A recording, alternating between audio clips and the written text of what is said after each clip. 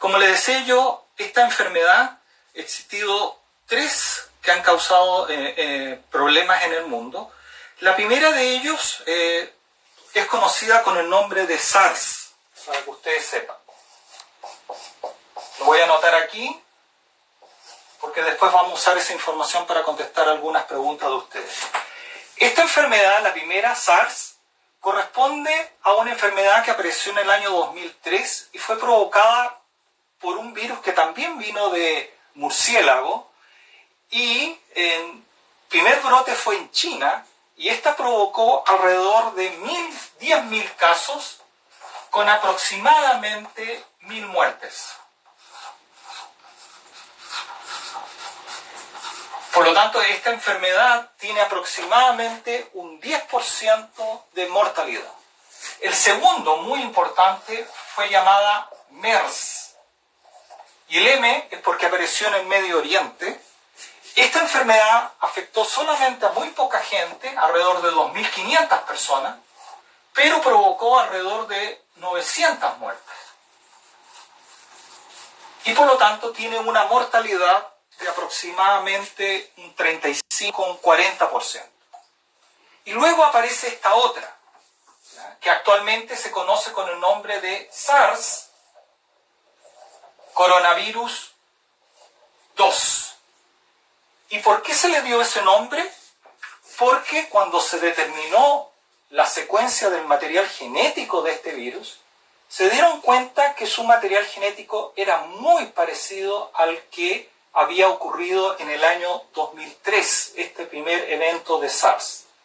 Pero la gran diferencia entre estos dos es que este SARS que estamos viviendo en este momento tiene una mortalidad bastante más baja. O sea, estamos hablando de que en China fue alrededor de un 3%, ¿cierto? Y que en Italia este ha llegado hasta un 8%. ¿Ya? Probablemente el caso italiano del 8% sea sobreestimado porque ellos no han podido detectar todos los casos positivos. Una de las preguntas que me hicieron es si esta enfermedad, ¿cuál es la estructura del virus y por qué produce la enfermedad? Los coronavirus son virus que tienen como material genético ARN. A diferencia de las células de nuestro cuerpo, cuyo material genético es ADN. Por lo tanto, este material genético no es el mismo usado en el cuerpo humano, sino es propio del virus. Además, el virus tiene alrededor del virus una cubierta, o que se llama cubierta lipídica, y tiene insertada en esta cubierta lipídica proteínas que forman, mirado al microscopio electrónico, una corona. Esta proteína, la más importante de esta proteína, se conoce con el nombre de proteína S. ¿Y por qué es relevante? Porque esta proteína, la proteína S, es la que es capaz de reconocer en el cuerpo humano el sitio donde se va a unir. Lo voy a poner acá, se llama proteína S, y esta proteína reconoce una enzima que está ubicada en la célula, que en español se llama enzima convertidora de angiotensina tipo 2. Nombre abreviado se conoce con el nombre de ECA2. Ahora, ¿por qué le menciono esto? Porque hay varios datos interesantes que se pueden deducir de esto que vienen de sus preguntas. Una de las preguntas que ustedes me hicieron es por qué los detergentes funcionan. Ahora, los detergentes funcionan porque esta cubierta que rodea el virus es grasa, es de lípidos, ¿ya? Y la grasa se disuelve con detergentes. Por lo tanto, cuando uno pone esta estructura viral en jabón, en detergente de ropa, en lavalosa, esta estructura se desarma, y al desarmarse se pierde la proteína S. Y al perderse la proteína S, ya no es capaz el virus de reconocer a esta ECA2 en el cuerpo, y por lo tanto la interacción del virus con las células se pierde y el virus se vuelve no infectivo. Otra manera de destruir esta capa de lípidos es usando compuestos que disuelven grasa, como por ejemplo el alcohol. Es por eso que soluciones de alcohol por sobre el 70% son capaces de desarmar la estructura viral y destruir, ¿no es cierto?, esta capa lipídica y por lo tanto impedir que el virus sea funcional e infectar a las células del cuerpo. La otra pregunta que me hicieron es cómo reconoce el virus dónde debe ir. Esta proteína ECA2 es la clave, ¿ya? Y han surgido varias preguntas relacionadas con la función de esta proteína. La función normal de la proteína ECA2 en el cuerpo tiene que ver con la regulación de la presión arterial, ¿ya?, entre otras cosas, ¿no? Y por lo tanto, se ha dicho que si una proteína que regula la presión arterial está asociado con la interacción con el virus, entonces podría ser que fármacos o remedios que se usan para tratar la presión arterial podrían agravar la condición del virus, ¿ya? Sin embargo, esa afirmación es simplemente una especulación debido al blanco con que el virus se une a la célula. Voy a ir contestando entonces algunas preguntas al respecto. Yo he contestado ya algunas, pero voy a ir las preguntas un poco más profundamente, ¿ya? Me pidieron que pusiera el celular vertical para que se viera mejor en Instagram. Ya. Hay una pregunta que salió una noticia en el canal 7 sobre Maker 2018 Tom Chile creó una máscara por impresión 3D que tenía cobre para ser usada como medio de protección contra este virus, ¿ya? Y la pregunta es, la duda que hay, la persona que lo hizo, es si esa máscara es 100% segura. A ver, vamos a ir desglosando la pregunta por partes. Primero, el virus se sabe que tiene una alta resistencia en superficie. Ustedes ya escucharon en las noticias y en todos los medios de que el virus en distintas superficies puede durar entre 24 horas, 48 horas e incluso 72 horas en algunas superficies dependiendo de cómo esté inserto el virus. Sin embargo, también se describió que el virus, cuando está presente en superficies que contienen cobre, el virus puede sobrevivir alrededor solo 4 horas. Por lo tanto, la primera conclusión es que el cobre, de alguna manera, es capaz de disminuir la capacidad que tiene el virus de infectar y disminuir, por lo tanto, la potencial dañino. Por lo tanto, cualquier material, cualquiera, que contenga cobre metálico en su estructura, por ejemplo, pasamanos, superficies de mesa, cañerías que contienen cobre, el virus va a durar menos tiempo. Entonces el diseño de una mascarilla que contenga cobre en su interior suena razonable pensar que esa mascarilla, el virus va a ser destruido o va a permanecer en ella mucho menos tiempo que en una mascarilla que no contenga cobre. Sin embargo, la otra duda que tenía la persona que me consultó es que cuando uno imprime en 3D, como uno imprime, es un plástico que se funde y al fundirse el plástico se deposita con la impresora 3D en capas. Y cuando esto se solidifica, pudiera ser que entre las capas del plástico que se construyó la máscara, el espacio que queda entre ellas sea suficiente para atravesar el virus, ¿no? Esa pregunta no lo sé realmente si es así o no, lo desconozco. Lo único que sé es que hay distintos tipos de plástico con distintas durezas y pudiera ser que algunos de estos plásticos generara tamaños de poros más pequeños que los plásticos más duros, obviamente. Lo que sí se sabe es que para poder retener el virus y ser completamente seguro, se debe utilizar mascarillas cuyo tamaño de poro sea inferior a 0,45 micrómetros. ¿Ya? Tamaños superiores a ese, el virus es capaz de pasar. Y eso me lleva a recordar también una pregunta que ya me hicieron, es si las mascarillas de género sirven para atrapar el virus. ¿Ya? Con este dato, claramente las mascarillas de género no sirven. ¿Ya? Y voy a hacer una aclaración al respecto.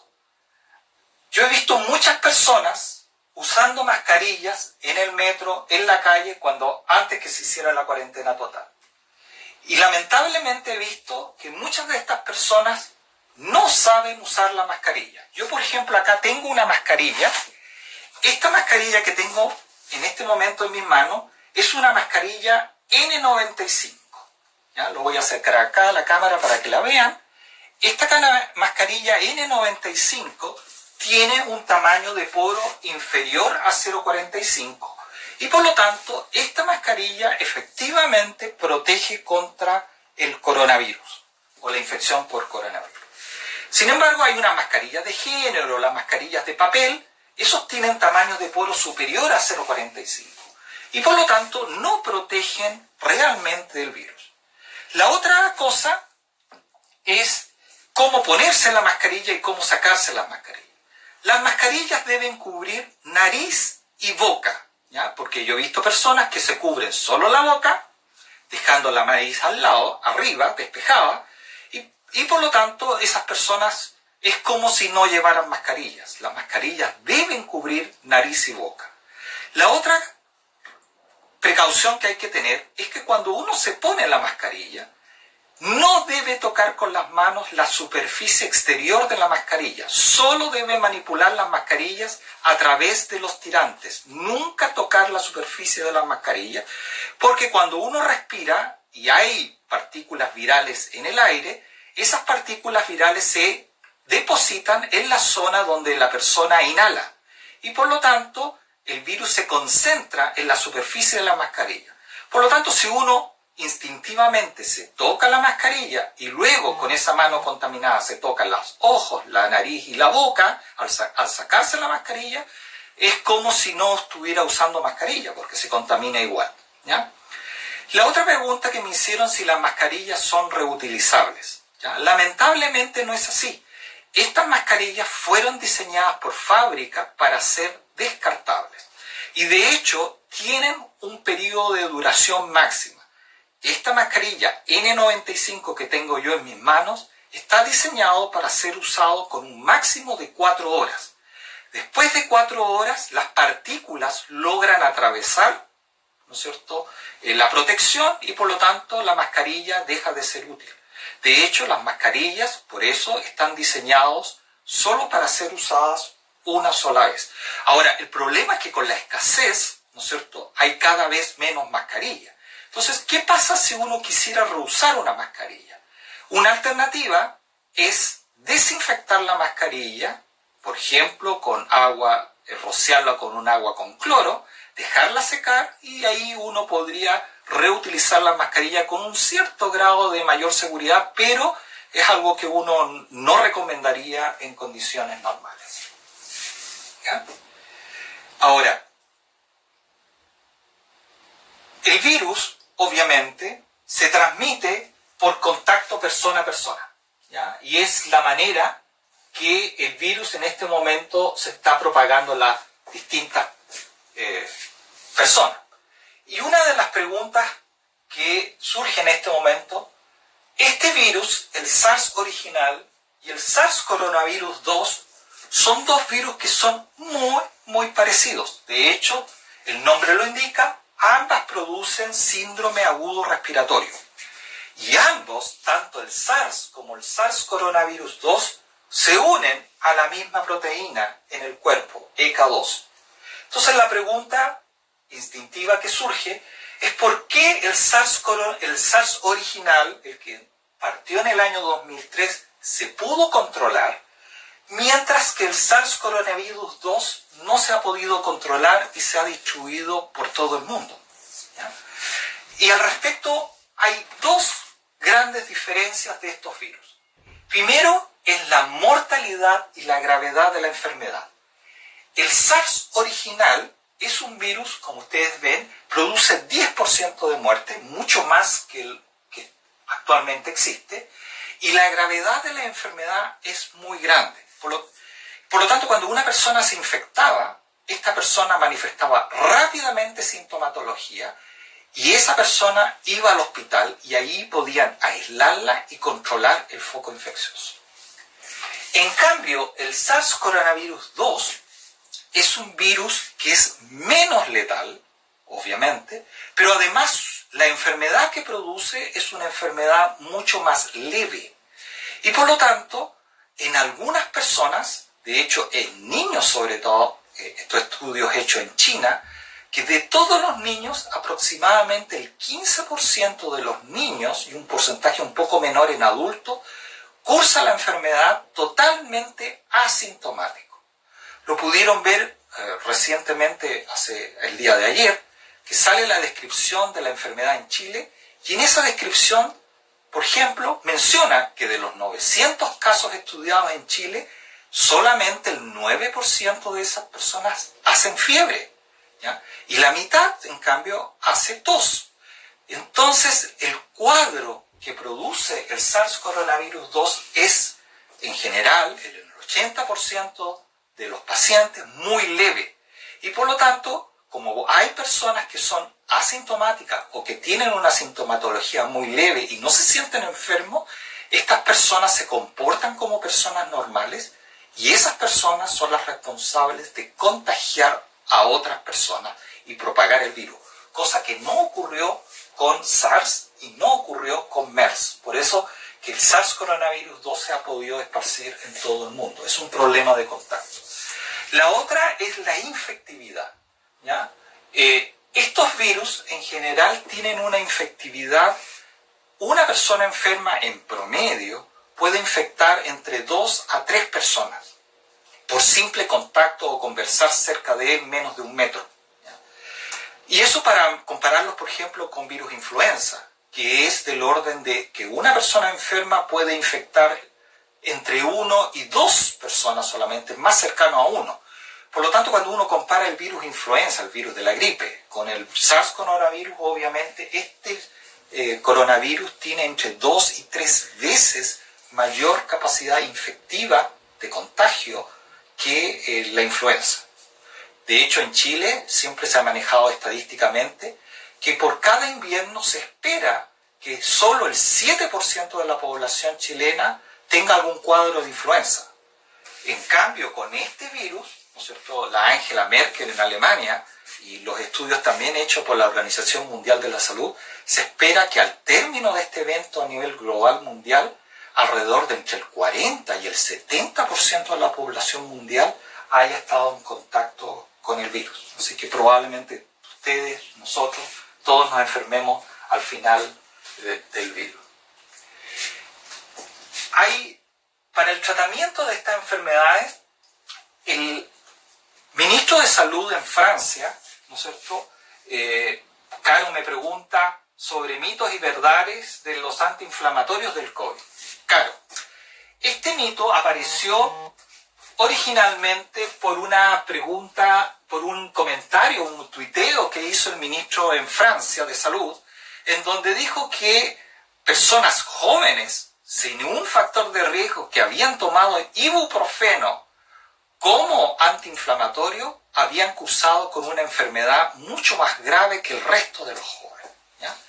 Sin embargo, esa observación no tiene ningún fundamento, ¿ya? Y de hecho ese mismo ministro recomendaba no usar ibuprofeno y usar paracetamol para bajar la fiebre, ¿ya? Sin embargo, si uno conoce un poco más de medicamentos, tanto el ibuprofeno como el paracetamol, ambos medicamentos bajan la fiebre por un mecanismo farmacéutico que es prácticamente el mismo. Y por lo tanto no hay ninguna aseveración de que el ibuprofeno haga algo que no lo haga el paracetamol, ¿ya? Y esa observación nunca se ha demostrado que es cierta. Y si uno revisa las guías ahora que está emitiendo la Organización Mundial de la Salud sobre el uso de ibuprofeno en pacientes con COVID-19, esas guías dicen claramente que el ibuprofeno no está contraindicado en pacientes con COVID-19, ¿ya? En realidad, cuando uno hace este tipo de observaciones debe ser bastante crítico, ¿ya? Que uno observe un paciente que tome ibuprofeno y se agrava, a lo mejor no es por el ibuprofeno y es simplemente una casualidad. A lo mejor ese paciente tiene una condición genética o a lo mejor ese paciente sí tiene una otra enfermedad oculta que está agravando el cuadro y no necesariamente el ibuprofeno, ¿ya? Porque uno podría vulgarmente, si uno lo dijera comúnmente, miran, todas las personas graves de COVID-19 tomaran agua. Entonces uno podría decir que el agua, ¿no es cierto?, agrava la enfermedad. Pero hay que ver qué pasó ahora con los jóvenes que tomaron ibuprofeno y que no desarrollaron la enfermedad. Si uno comparara los datos y tuviera toda la información, recién uno puede, analizando esa información, ver si el ibuprofeno efectivamente es un condicionante de riesgo o no. Pero como no se ha visto esto, porque hay jóvenes que sí toman ibuprofeno y no agrava la enfermedad, uno no puede afirmar que este medicamento efectivamente sea un condicionante para la enfermedad. Acá me preguntan si una persona tuvo el virus y se recupera, ¿puede volver a contraerlo? En general, si la persona tuvo el virus y se mejoró, es porque su sistema inmune desarrolló anticuerpos y mecanismos para combatir la enfermedad y destruir el virus en su cuerpo. Por lo tanto, esa persona cuando se mejora, tiene toda su respuesta inmune dirigida para atacar el virus, ¿ya? Y por lo tanto, si esa persona, luego de sufrir la enfermedad, se expone de nuevo al virus en un tiempo breve, lo más probable es que las defensas que él ya desarrolló para combatir el virus y eliminarlo de su cuerpo, a su vez combatan con esta nueva infección y haga que esta persona no se vuelva a infectar, ¿ya? Así que lo más probable es que las personas sanas, recuperadas de COVID-19, adquieran inmunidad frente a una reinfección. Aquí la duda queda si esa inmunidad va a ser corta o va a ser larga, ¿ya? Porque las respuestas inmunes en el cuerpo, una vez que se montan y ya no se usan, generalmente tienden a disminuir, ¿ya? Y en algunos casos, incluso esa respuesta tiende a desaparecer. Es por eso que en los programas de vacunación, ¿no es cierto?, hay vacunas como el bacilo de la tuberculosis, que basta una inoculación desde pequeño para desarrollar inmunidad toda la vida, pero hay otras, como por ejemplo el de la hepatitis B, que se requiere que la persona sea inoculada varias veces, 1, 2, hasta 3 veces en el caso del virus de la hepatitis B, para que desarrolle una inmunidad que dure un tiempo muy prolongado. Y de hecho, una vez que ha pasado varios años, se recomienda a la persona volverse a inocular con la vacuna para reactivar su inmunidad. Como este virus es muy nuevo, lo único que sabemos es que desarrolla inmunidad a la persona, combate la enfermedad, esa persona queda inmune, pero no sabemos cuánto tiempo posterior a la infección y a la recuperación va a seguir teniendo la inmunidad para futuras exposiciones. Me preguntan acá cómo deben manipularse los alimentos comprados en el supermercado o cuando son despachados a domicilio. Ya, esta es una pregunta muy interesante porque pudiera ser que el niño que repone en los estantes o incluso el niño que transporta el alimento hacia la casa puede ser portador del virus. Ya les mencioné al comienzo de esta transmisión que hay personas que son asintomáticas, ¿ya? Y por lo tanto se siguen comportando como personas sanas y pueden ellos contaminar al resto de las personas. Entonces, ¿qué es lo que se recomienda? Usted simplemente tenga a mano un rociador, un pulverizador, prepare, como ya he dicho en algunos otros podcasts, una solución de cloro, un vaso de cloro, mézclelo con 9 vasos de agua, esta mezcla, póngala en el rociador y una vez llegado, si son cosas sólidas, tarros, cajas, ¿no es cierto?, botellas, rocíe con cloro, ¿no es cierto?, todos estos elementos y de esa manera después límpielo con una papel absorbente, ¿no es cierto?, o un paño y ese va a quedar completamente libre del virus, ¿ya? La acción del cloro ahí es prácticamente instantánea. En segundos es capaz de destruir el virus. En cambio, si usted rocía alcohol, por ejemplo, etanol, y para eso tiene que preparar 8 vasos de alcohol al 95% y mezclarlo con 2 vasos de agua y esa mezcla usarla para rociar. En el caso del alcohol, uno debe esperar al menos 5 minutos para que el alcohol pueda disolver la grasa de la cubierta del virus. Y por lo tanto, a veces uno es medio impaciente y tiende a agarrar los objetos antes que se haya cumplido el tiempo y por lo tanto puede quedar alguna partícula viral infectiva en el momento que uno lo agarra. Por lo tanto, si usted tiene la posibilidad de utilizar cloro, utilice cloro, ¿ya? Es un método mucho más rápido de destrucción del virus que el propio alcohol. Ahora, cuando son verduras y frutas, lo que usted puede hacer es usar el lavamanos de la cocina, ¿no es cierto? Y ahí y puede usar una solución del cloro un poquito más diluida, ¿ya? En este caso, se puede usar un vaso de cloro mezclado con 19 vasos de agua, es como la mitad de la preparación anterior, con 19 vasos de agua, y esa agua que queda es bastante segura, de hecho uno puede meter la mano dentro de esta solución y no va a sufrir daño a la piel, puede poner las frutas, las verduras, y ahí sí tiene que esperar unos 5 minutos para que el cloro haga efecto y desanitice, ¿ya? No solamente va a eliminar el coronavirus, va a eliminar todas las bacterias, todos los otros virus que tenga la verdura y va a quedar una verdura muy limpia, ¿ya? Me preguntan, ¿practicar ejercicios cardiopulmonares permite afrontar el COVID de mejor manera? ¿El enfermo puede continuar ejercitándose? Estamos en un periodo de cuarentena total, ¿ya? El ejercicio siempre es bueno para prevenir enfermedades, ¿ya? El ejercicio, se sabe, aumenta la respuesta inmune o la calidad de la respuesta inmune de las personas.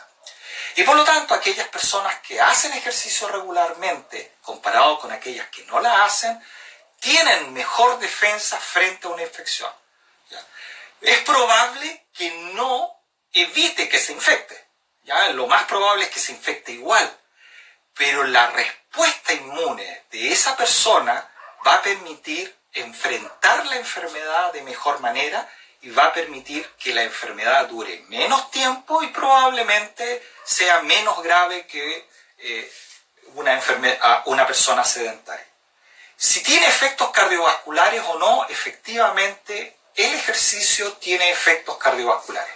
Y le voy a contar algunas cosas de esta proteína, ECA2, porque voy a aprovecharme de esa pregunta para responder otra. Esta proteína, la ECA2, se encuentra en distintos lugares del cuerpo humano. Obviamente se encuentra en el tracto respiratorio. Por eso cuando el virus entra por la nariz, aquellas células del tracto respiratorio que tiene esta llave que permite reconocer el virus son las células que van a ser infectadas por el virus. Y eso permite propagar el virus desde la garganta, por los bronquios, hacia los pulmones. Si llega a los pulmones y afecta el pulmón entero, produce la neumonía, que es la complicación más grave de la enfermedad. Sin embargo, esta proteína, la ECA2, se encuentra también en otros lugares del cuerpo humano. Se encuentra en los riñones, se encuentra en el intestino y estómago y se encuentra en el corazón. Es por eso que aquellas personas que están enfermas con coronavirus, el virus se encuentra en la orina, es eliminada por la orina, ya que esta proteína está en el riñón y por lo tanto el virus ataca el riñón, y al atacar el riñón, cuando estas células liberan el virus, ese virus se va a la orina y el virus está en la orina. Está también en las heces, ¿ya? Este virus, esta proteína está en el intestino, por lo tanto cuando el virus ataca el intestino, el 40% de estas personas desarrollan problemas gastrointestinales y más o menos la mitad de ellas a su vez desarrollan diarrea. Y en la diarrea es muy abundante del virus. Por lo tanto, también tienen que tener precaución aquellas familias que tengan ya personas enfermas dentro de su casa, asear muy bien el baño cuando vayan a orinar o cuando vayan a hacer ¿no es cierto?, sus necesidades, lavarlo con cloro, porque en los desechos del cuerpo humano está presente el virus y es necesario eliminarlo antes que una persona sana ocupe de nuevo el baño. ¿Ya? Y de eso una manera. Pero además está en el corazón. Y eso indica que el virus es capaz de atacar el corazón. ¿Ya?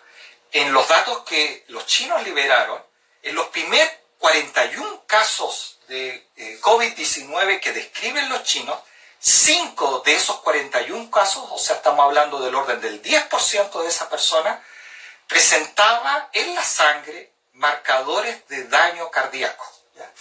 Y es por eso que uno de los principales blancos de personas que tengan comorbilidades y que afecta el virus son personas que están enfermas del corazón.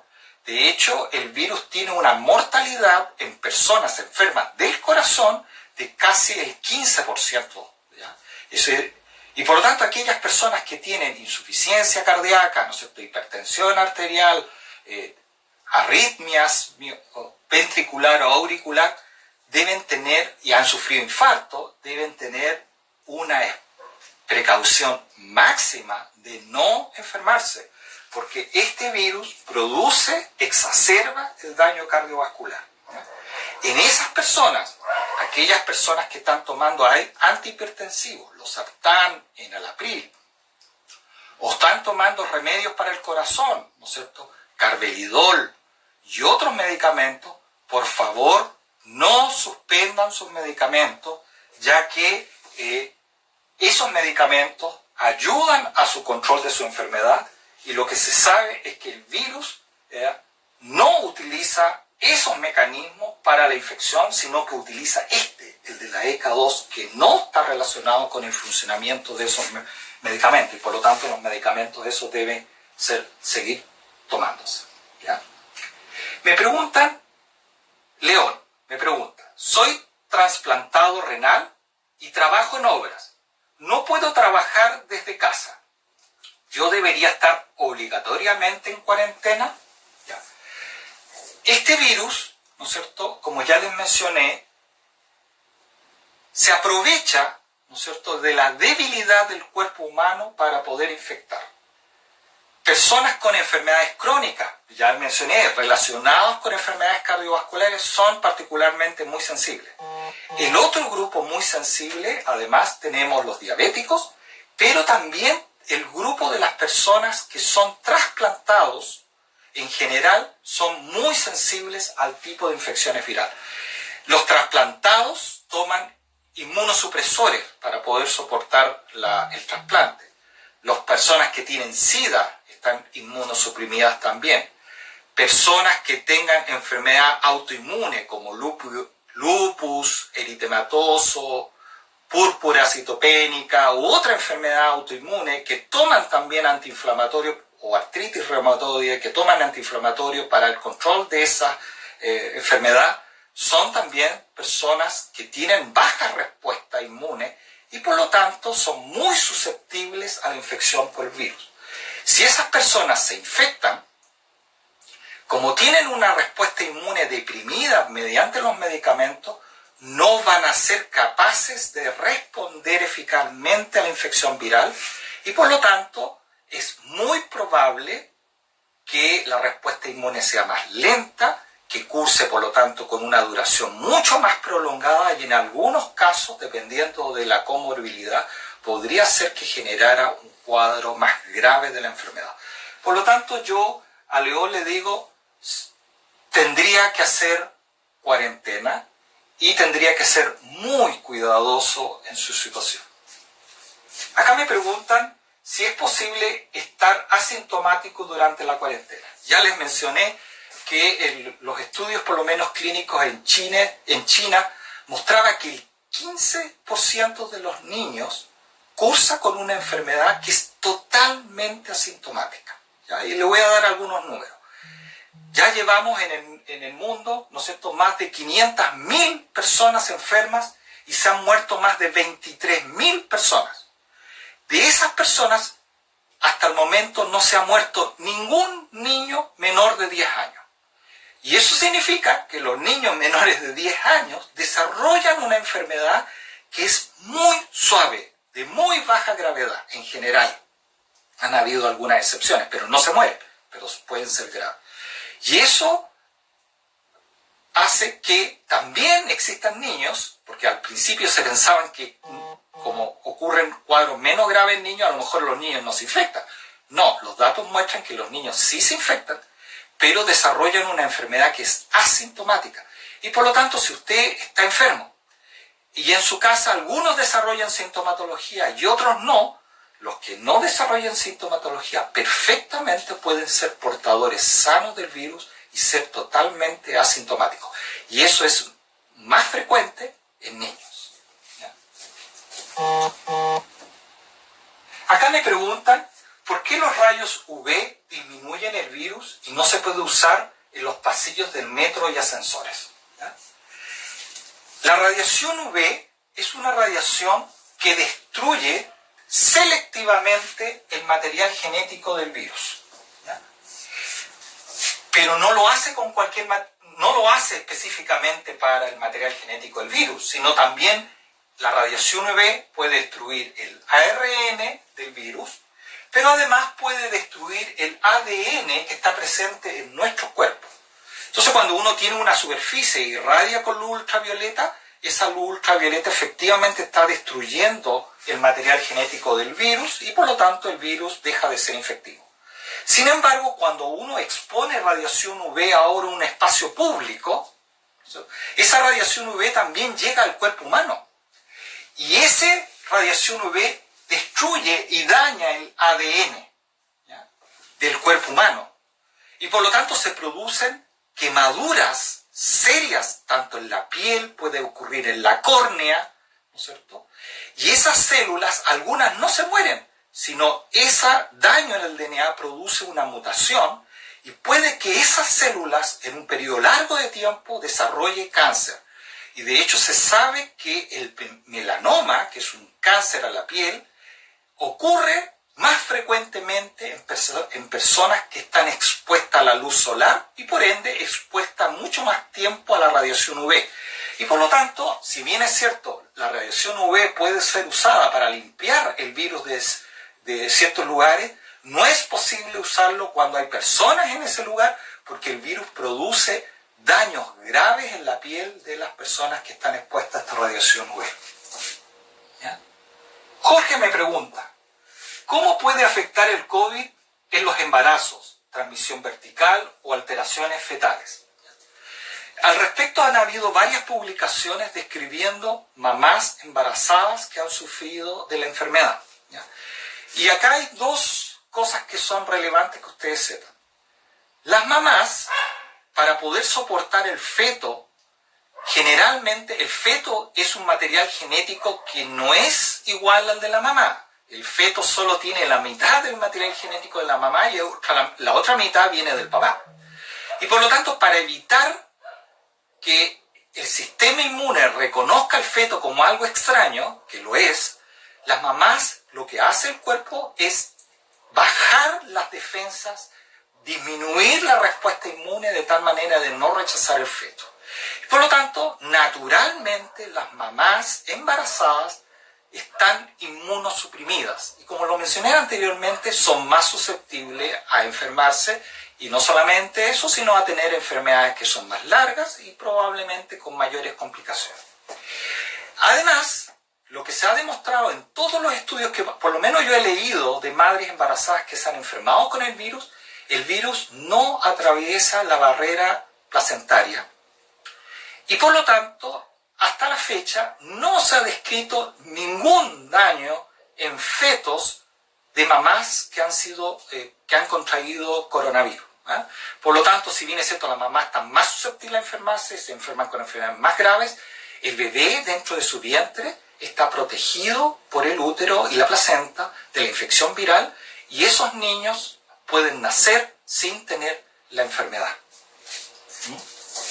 Y aquí otra mamá me pregunta si hay que dejar, por lo tanto, de amamantar, porque el virus, si bien es cierto, no atraviesa la placenta, puede estar presente en la leche. Y ahí, ¿no es cierto?, ¿qué es lo que recomienda la Organización Mundial de la Salud? Primero, la mamá enferma ya está desarrollando anticuerpos contra el virus, ¿ya? Y por lo tanto, a medida que va pasando el tiempo, su cuerpo se va adaptando al virus, desarrollando respuesta inmune, y esos anticuerpos la mamá los expulsa por la leche. Y por lo tanto, si la mamá está construyendo su respuesta inmune, cuando amamanta al niño, esos anticuerpos se los pasa también al niño, junto con el virus. Ojo, junto con el virus. Y por lo tanto, si la mamá supera la enfermedad, el niño también va a superar la enfermedad porque los anticuerpos que está generando la madre se los está pasando al niño. Además, la alimentación, la leche materna es irreemplazable. No se puede reemplazar por una leche, ¿no es cierto?, sintética. Y por lo tanto, lo que se recomienda, y recomienda la Organización Mundial de la Salud, es madres embarazadas que están cursando con la enfermedad y dan a luz, no suspender la lactancia materna en esos niños. Dasmari pregunta, ¿aumenta la probabilidad de que las defensas bajen y sea más fácil un contagio debido al estrés? Si se produce un contagio por coronavirus, ¿hay mayor probabilidad de contraer de forma posterior influenza o otra enfermedad respiratoria de mayor gravedad? Dasmari, efectivamente el estrés en todas sus formas es un mecanismo que produce inmunosupresión, ¿ya? De hecho, si uno recuerda lo que uno estudia, ¿no es cierto?, en esta área, existe lo que se llama la enfermedad de las viudas. O sea, cuando una pareja ha vivido muchos años juntos y su marido, o en el caso opuesto, la señora se muere, ¿no es cierto?, el sobreviviente sufre un grado de depresión y estrés que generalmente lo hace más susceptible a sufrir otra enfermedad. Y generalmente un grupo no despreciable de esa gente fallece ya sea algunos meses después, algunos pocos años después de otra enfermedad. Eso es lo que normalmente ocurre y ese es el dato clínico más relevante que muestra que efectivamente el estrés se asocia con baja de la defensa. El otro son los niños que cuando están en periodo de exámenes, ¿no es cierto?, sujetos a estrés, generalmente es más frecuente que estos adquieran resfríos u otras enfermedades, indicando que también existe una asociación entre estrés y baja las defensas. De hecho, los mecanismos de cómo el estrés controla la respuesta inmune está bien estudiado y no es materia de este momento de explicarle en detalle cómo ocurre, pero es así. Ahora, con respecto a cómo baja la respuesta inmune, ¿no es cierto?, la pregunta es si esta persona, a su vez, no solamente a coronavirus y después de salir de la enfermedad queda más susceptible a otra enfermedad, por ejemplo, influenza. Y la respuesta es sí. Generalmente cuando una persona cursa con una enfermedad infecciosa como es el coronavirus y logra sobresalir, su respuesta inmune queda deprimida. De hecho, está descrito, ¿no es cierto?, se ha descrito muy bien que los pacientes que sufren coronavirus, el coronavirus para poder sobrevivir más tiempo en el cuerpo, lo que hace es deprime la respuesta inmune del paciente y eso hace que la enfermedad pueda prolongarse por un tiempo más largo y ese paciente distribuir el virus a todo el resto del cuerpo y a otros individuos para poderse propagar. De hecho, es parte del mecanismo de propagación. Por lo tanto, cuando este paciente se logra recuperar de la enfermedad, su sistema inmune queda levemente deprimido. Y esto hace que esta paciente sea más susceptible a contraer otras enfermedades, por ejemplo, influenza.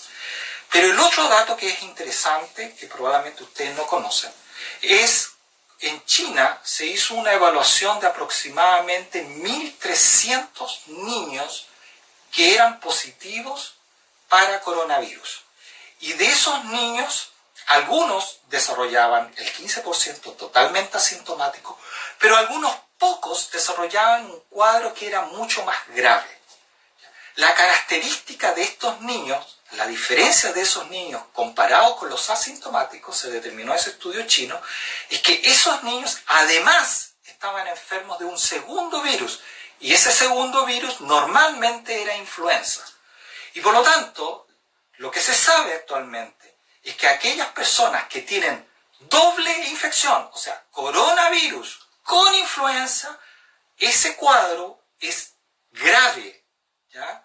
Y en niños también produce un cuadro que es grave, que normalmente debiera ser muy leve. Es por eso que el programa del Ministerio de Salud de Chile, sabiendo esta información, estableció, ¿no es cierto?, su meta de poder vacunar a la mayor cantidad posible de adultos mayores con la vacuna contra la influenza, esperando, ¿no es cierto?, eliminar, ¿no es cierto?, la influenza en esa población y disminuir la probabilidad que esas personas desarrollen doble infección, coronavirus e influenza, que en esas personas suele ser una combinación letal. Así que si usted es adulto mayor y todavía no se ha vacunado contra la influenza, vaya a vacunarse, trate de hacerlo así en un lugar, en horarios donde no haya mucha aglomeración para no infectarse con coronavirus. Me pregunta, acá hay una pregunta que dice, soy una paciente congénita. ¿Qué tanto tenemos que cuidarnos cuando se pase la cuarentena? ¿Ya? Y aquí hay una segunda pregunta, ¿cuánto va a durar esta cuarentena? ¿Ya? Y de hecho yo vi una pregunta ahí, ¿cuánto va a durar este evento? ¿Hasta cuándo vamos a tener que estar encerrados en la casa? Y si pasa la cuarentena, ¿vamos a tener que seguir cuidándonos? Parte de la pregunta. Ya. A ver, si Chile no hubiera tomado ninguna medida, ya, no hubiera hecho esto de la cuarentena y tampoco hubiera cerrado los colegios, el número de enfermos se hubiera duplicado cada 2 días, ¿no es cierto? En algún momento teníamos 200 enfermos, 2 días después 800 enfermos, y eso, si uno lo llevaba, 4 días después 1.600 enfermos, ¿no es cierto? Y después, a los 6 días después, ¿no es cierto?, ya íbamos 3.200 enfermos.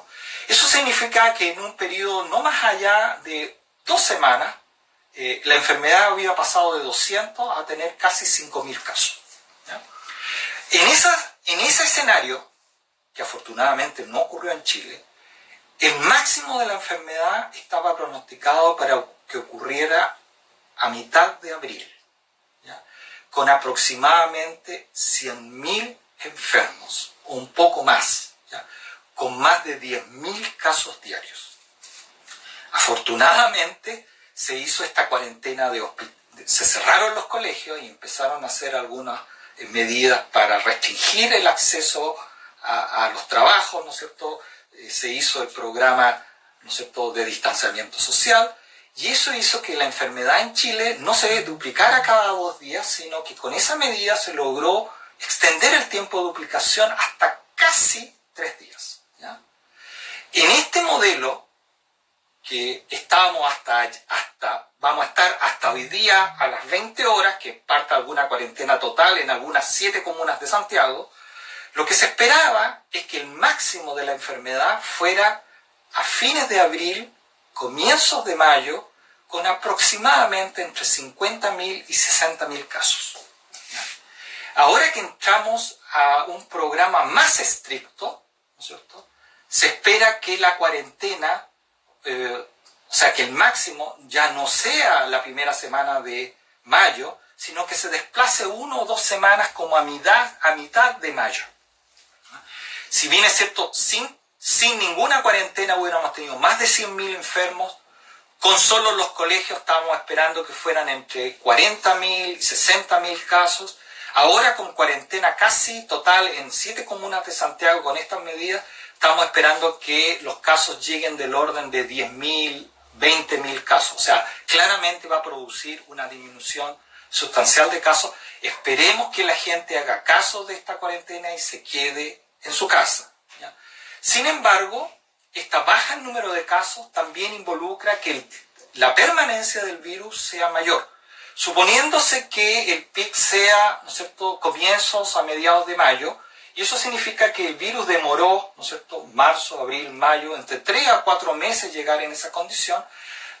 La vuelta a niveles basales va a durar aproximadamente lo mismo. Es decir, estamos esperando que sea 3 o 4 meses desde mayo, o sea, mayo, junio, julio, comienzos de agosto, que va a coincidir con el comienzo de la primavera y probablemente mejor condiciones de salud y disminución. Así que, señor, señora, mamá, papá, niños, prepárense, estamos recién empezando, vienen meses aún más difíciles del virus y esperemos que con el cuidado de todos sean pocos los chilenos que se infecten, sean pocos los chilenos que se mueran y tengamos un evento no tan catastrófico como está ocurriendo en Italia, como está ocurriendo en España, como va a ocurrir en Estados Unidos, especialmente en Nueva York. Fanny pregunta aquí, ¿por qué las personas con diabetes son de alto riesgo? ¿Qué hace el virus en este caso? El virus, como ya les mencioné, se une a esta enzima ECA2 que está presente en el corazón y ya les mencioné que produce daño cardiovascular. Una de las complicaciones más frecuentes en los diabéticos es la denominada cardiomiopatía diabética.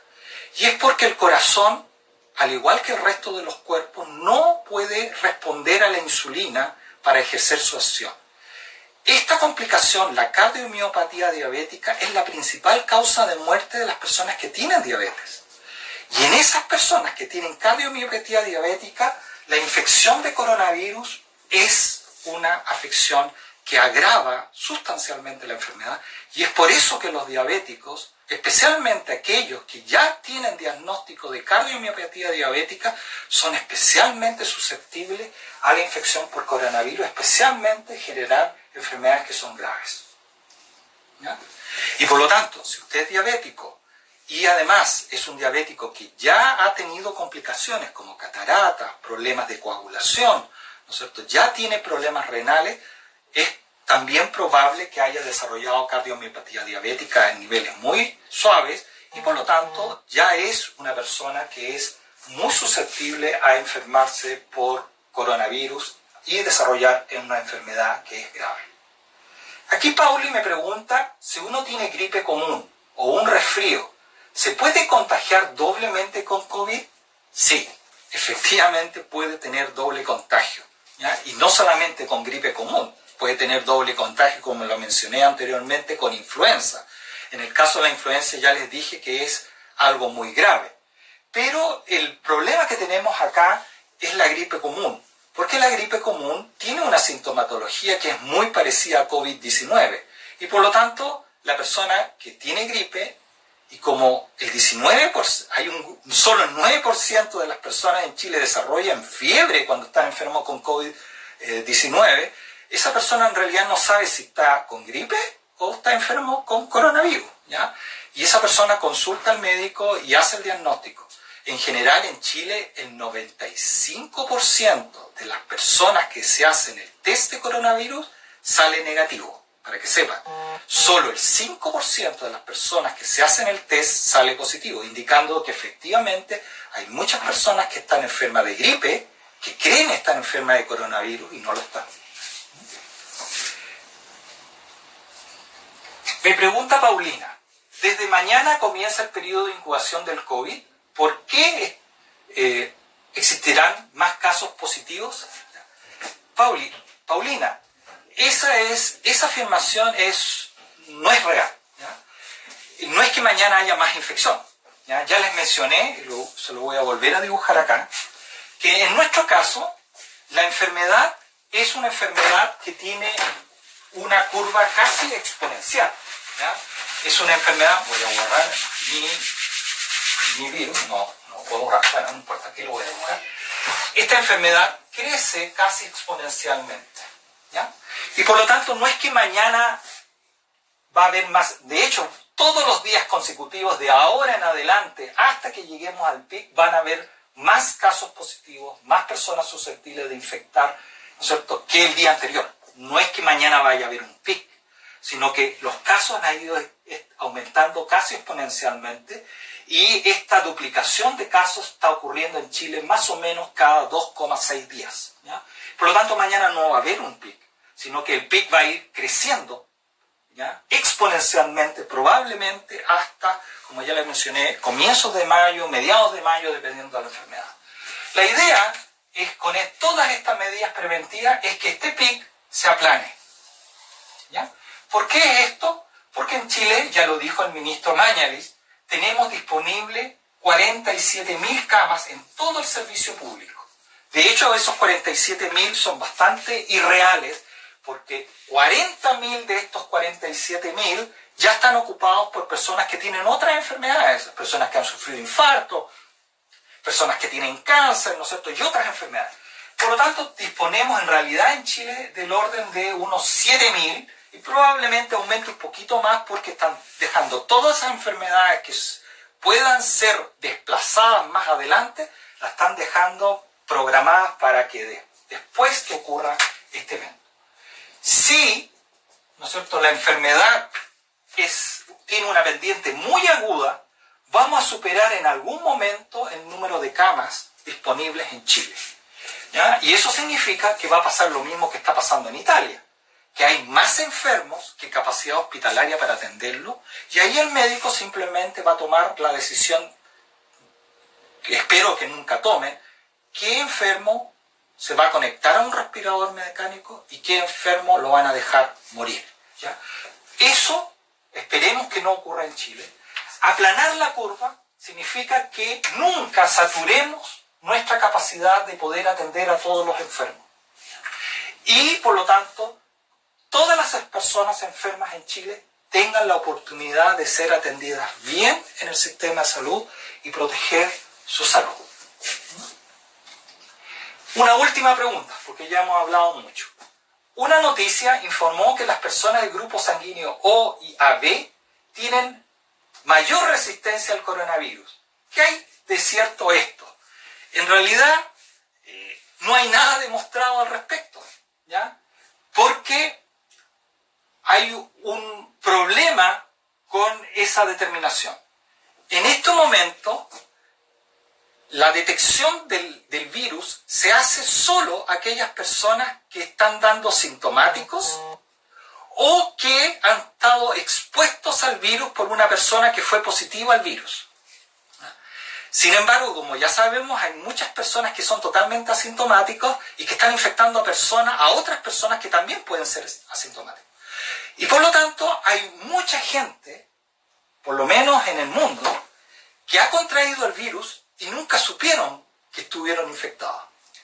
Y por lo tanto, lo que estamos viendo es solamente una pequeña población de gente que ha tenido el virus, no toda la población. Por lo tanto, sacar conclusiones de esa pequeña población sobre si el grupo 0, el grupo AB es más susceptible, menos, es muy prematuro. Yo creo que todos estos análisis van a ser realizados una vez que termine esta gran pandemia y a todas las personas se les determine en forma masiva si tienen o no anticuerpos contra el virus y de tal manera a ver si fueron expuestos, y después de analizar los datos yo creo que vamos a tener información fidedigna si efectivamente hay un factor genético asociado con los grupos sanguíneos que permita ser más resistente o menos resistente al virus, ¿no?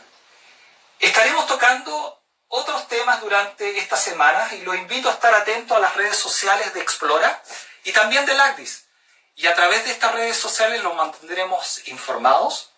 Y si usted todavía tiene alguna duda que no pudimos responder en este breve, ¿no es cierto?, transmisión en vivo, por favor, escríbanos por las redes sociales, por Instagram, por Facebook o visiten nuestra página web y mándenos correos a través de nuestra página web y encantados estaremos de poder responder todas sus inquietudes. Espero que le haya servido este pequeño conversatorio, espero también que le hayamos aclarado algunas dudas y estaremos, ¿no es cierto?, dispuestos más adelante a seguir contactados con ustedes y muchas gracias por escucharnos y muchas gracias por seguirnos en nuestras redes sociales.